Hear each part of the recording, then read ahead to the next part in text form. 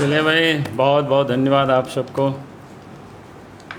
हम लोग कहते हैं कि होली के बाद हम सब लोग, क्या ठीक है आवाज़ ना? हाँ, ऑन है। तो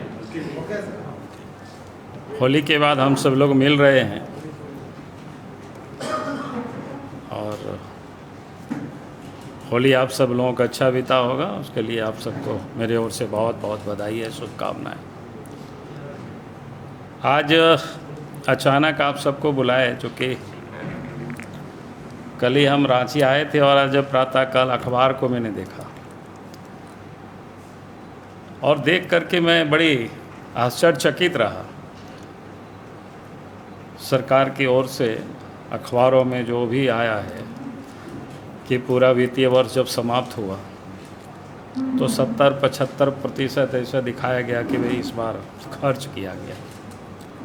हमने थोड़ा सा तहकीकात करने की और कोशिश की, चूँकि आप सबको भी ध्यान होगा कि पूरे वर्ष तो सरकार पैसे की रोना रोते रही, कोरोना के कारण पैसे नहीं आ रहा है, ये सारे घटनाएं आप सबको पता ही है।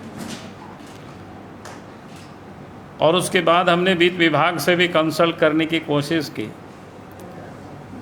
तो वित्त विभाग से भी पदाधिकारियों का कोई सटीक जवाब तो नहीं आया। किसी ने बताया कि नहीं, अभी पूरी तरह से कंपाइल नहीं हुआ है, कंपाइल हो जाएगा तो वित्त मंत्री की ओर से अधिकृत रूप से जनता को बता दी जाएगी।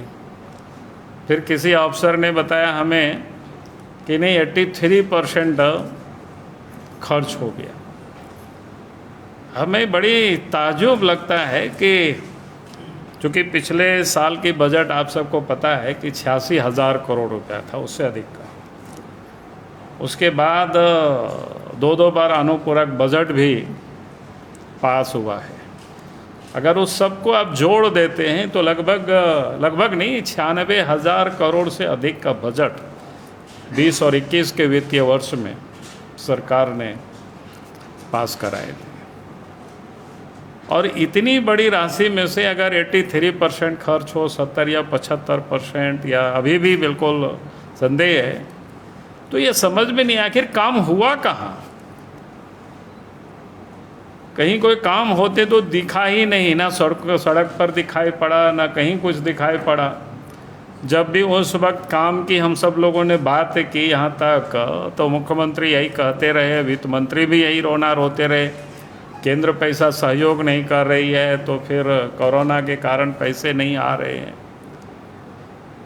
तो ये लगा कि मामला कहीं ना कहीं कोई घालमेल है, गड़बड़ है इसमें से। तो हम एक तो ये चाहेंगे कि भाई जिस प्रकार से सरकार बजट की पूरी व्यय, एक क्या बोलते हैं, अनुमानित बजट को किन किन क्षेत्रों में कैसे खर्च करेगी, और सरकार बजट पेश करती है, क्योंकि जिस ढंग से आया है खर्च का जो ब्यौरा, तो हम चाहेंगे कि राज्य के जो वित्त मंत्री है उसी प्रकार से खर्च का भी पूरी ब्यौरा जनता के सामने आना चाहिए। माने एक एक बिंदु और एक एक विभाग में किस चीज़ में क्या खर्च हुआ है, क्योंकि जनता ये समझना चाहेगी। और हमारे जैसे जो कोई अर्थ के बहुत अधिक जानकार नहीं होते हैं, तो कम से कम हम लोग भी समझ पाएंगे कि भाई किस प्रकार से सरकार ने खर्च की और कहाँ कहाँ उन्होंने खर्च किया। तो हम चाहेंगे कि सरकार को डिटेल ब्यौरा उसको जनता के सामने प्रस्तुत करनी चाहिए, ताकि इस राज्य की जनता, क्योंकि पैसा तो जनता का है, तो जनता को भी पता चल सके कि भाई इतनी बड़ी रकम आखिर खर्च कहाँ हुआ।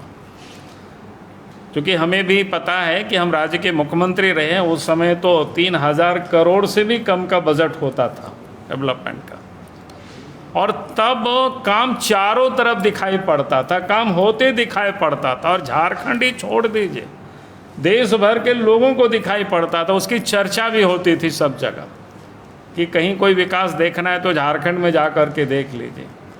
हम लोग भी कहीं, आप सब लोग भी कहीं घूमते होंगे तो सब जगह सड़कों पर भी काम देखता था, नदी नाला में भी, पुल पुलिया वहाँ भी बन रहा है, बिल्डिंगें, वो सब जगह यानी काम और काम दिखाई पड़ता था। इस सरकार में तो काम किया। आप जिस कोरोना की हम सब लोग इस साल कितनी भयावह स्थिति है अभी भी। 3 नए मेडिकल कॉलेज जब पिछले सरकार ने बनाई, रघुवर दास जी की सरकार ने बनाई और उद्घाटन करके यानी वर्तमान सरकार को एक प्रकार से सौंप दिया गया, तो उसकी हालत अभी तक सुधरी नहीं।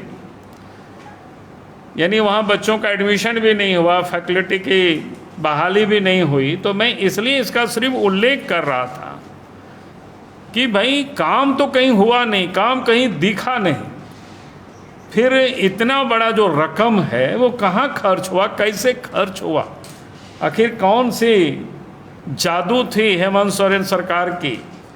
तो कम से कम उसको थोड़ा सा जरूर राज्य की जनता देखना चाहेगी, समझना चाहेगी। तो मुझे लगा कि मैं आप सब लोगों के समक्ष मैं सरकार से ये मांग के लिए ही आज मैंने प्रेस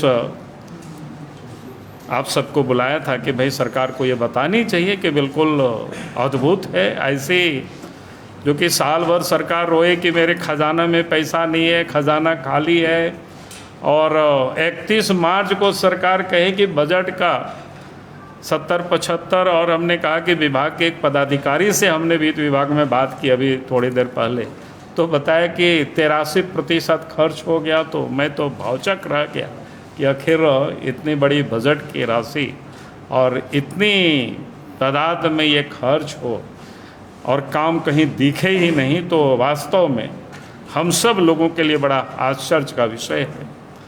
और तो विशेष इस पर कुछ भी नहीं कहना है, जो कि मुझे लगा कि इस पर आप सब लोगों के समझ अपनी बातों को मैं रखूँ।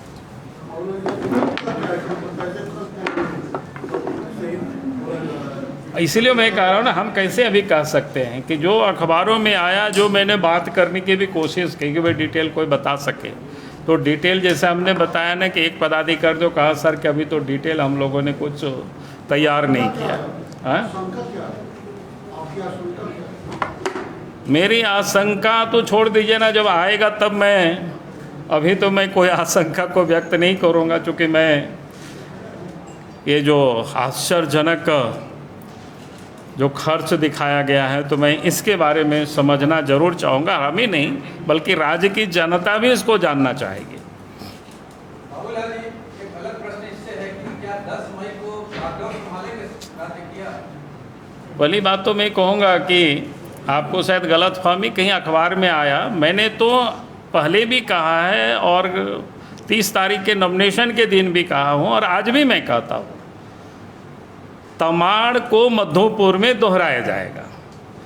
तमाड़ से मुख्यमंत्री चुनाव हारे थे और मधुपुर से मंत्री चुनाव हारेंगे और उस दिन उनको त्यागपत्र देना है। हमने उस दिन भी मंच से इसी बात को हमने कहा है।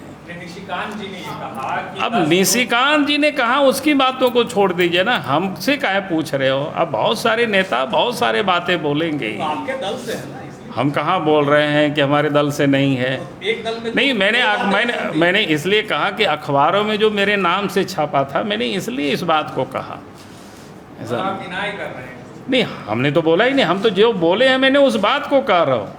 अखबार में जिस प्रकार से कहा तो हमने तो आज भी मैं कह रहा हूँ, पहले भी मैं यहीं पर भी कहा था प्रेस कॉन्फ्रेंस के बाद। उस पिछले दिनों जब हम, तारीख हमको याद नहीं है, यहाँ लोग पूछे थे, नहीं जिस दिन गंगा नारायण सिंह ज्वाइन किए थे उस दिन लोगों ने हमसे पूछा था, आप ही सब लोगों ने, तो मैंने उस दिन भी कहा था कि मधुपुर में तमाड़ को दोहराया जाएगा।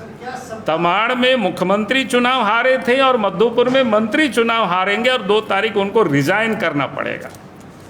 सरकार को लेकर भी कुछ ऐसा क्या कांटेक्ट में है जेएमएम या कांग्रेस के विधायक? नहीं भैया, मैं कह रहा जनता ने उनको बहुमत दिया है तो उनको सरकार चलानी चाहिए। तुमको डर लग रहा है तो ये तो बड़ी आश्चर्य की बातें हैं, कब उनको कहाँ से भय पैदा हो गया है। तो सर लगता है कि उनके यहाँ कुछ मामला आपस में उन लोगों का नहीं बन रहा होगा, ये सब कुछ हो सकता है उनके।